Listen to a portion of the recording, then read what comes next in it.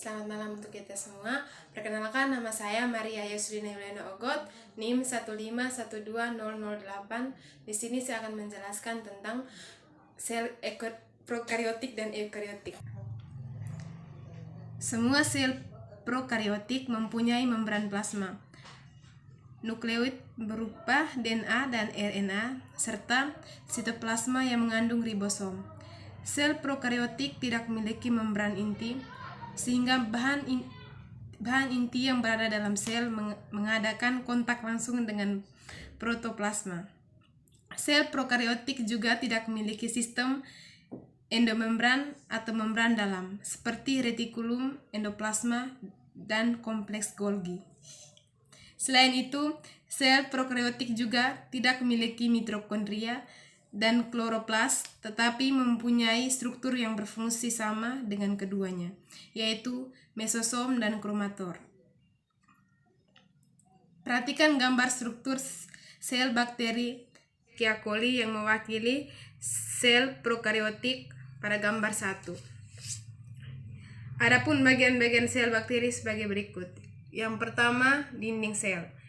Dinding sel bakteri dan archaea bersusun atas peptidoglikan, lipid, dan protein. Dinding sel berfungsi sebagai pelindung dan memberi bentuk yang tetap. Pada dinding sel terdapat pori-pori sebagai jalan keluar masuknya molekul. Yang kedua, membran plasma. Membran sel atau membran plasma tersusun atas molekul lipid dan protein. Membran plasma berfungsi sebagai pelindung molekular sel terhadap lingkungan di sekitarnya, dengan jalan mengatur lalu lintas molekul dan ion-ion dari dalam. Yang ketiga, sitoplasma.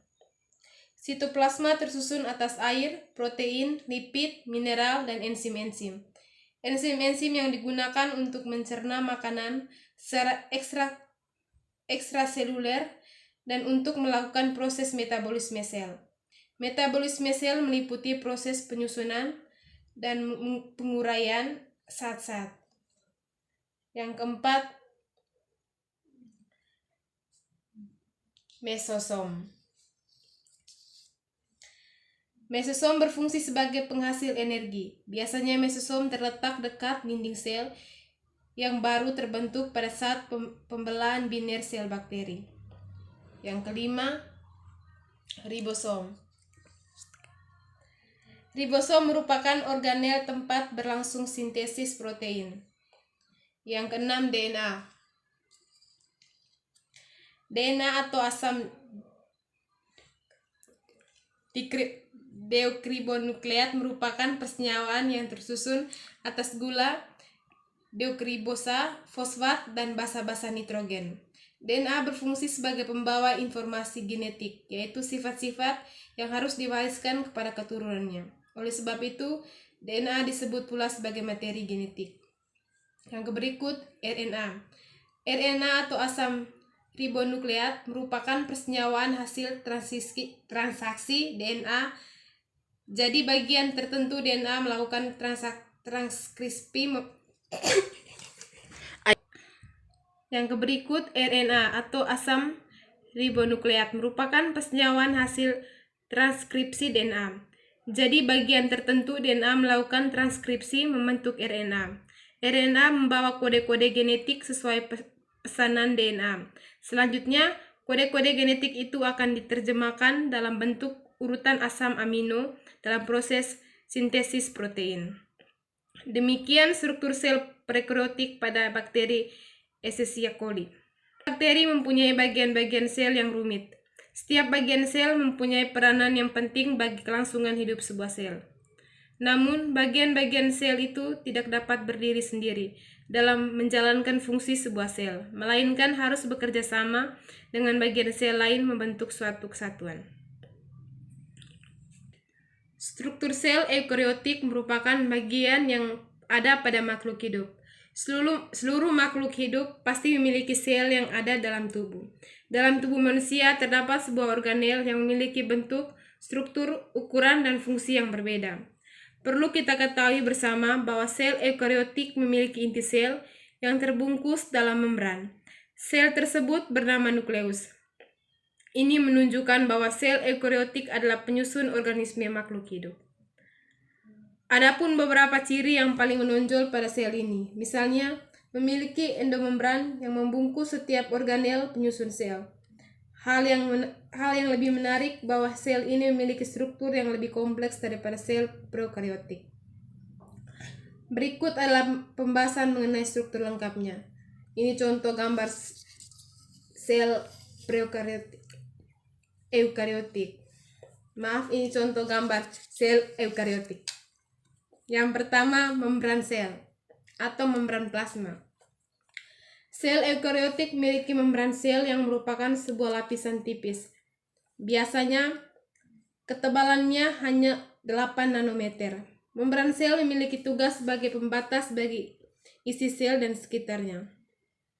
Membran sel memiliki fungsi untuk mengontrol zat yang keluar dan masuk, mampu melindungi isi sel agar tetap dalam porosnya, lalu menerima rangsangan atau bisa sebagai reseptor dari luar. Yang kedua, nukleus atau inti sel. Adapun nukleus yang mana ini merupakan bagian penting dalam tubuh. Terdapat beberapa lubang yang berfungsi untuk mengatur keluar masuknya makromolekul. Tujuannya agar tidak terlalu berlebihan ataupun kekurangan. Struktur sel eukariotik ini memiliki fungsi untuk mengontrol jalannya protein, berfungsi sebagai pengendalian metabolisme sel dan penyimpanan informasi DNA. Tak lupa juga berfungsi untuk tempat pengadaan DNA atau replikasi. Yang ketiga, sitoplasma,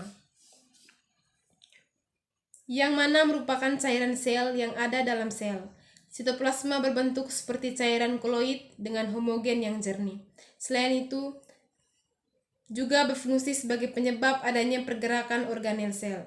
Sitoplasma bisa menjadi tempat untuk metabolisme sel, serta bisa menyimpan molekul organik. Yang keempat, ribosom. Adapun struktur sel eukariotik yang berupa ribosom, bentuknya adalah butiran kecil yang memiliki diameter 20-22 nanometer.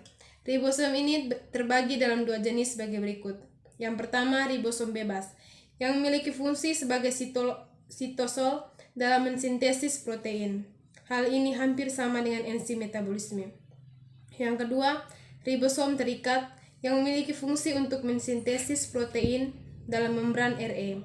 Hal ini juga termasuk dalam sekresi protein yang membungkus pada organ tertentu, misalnya membungkus organ seperti lisosom. Yang kelima, retikulum endoplasma. Membran RE juga termasuk struktur sel eukariotik yang berhubungan langsung dengan inti sel, meliputi bagian besar dari membran dalam sel. RE tersusun dari beberapa jaringan tubula dan gelembung sisterna. Retikulum endoplasma juga terbagi dalam dua bagian, yaitu yang pertama, RE halus yang tidak memiliki granula. Permukaan RE tidak ada tempelan berupa ribosom, memiliki fungsi dalam proses sintesis protein lipid, metabolisme karbohidrat, dan menetralkan racun. Yang kedua, RE kasar, yang mana memiliki sebuah granula. Pada permukaannya terdapat ribosom, memiliki fungsi untuk membentuk fosfolipid pada membran dan sintesis protein sekretori. Yang keenam, plastisida,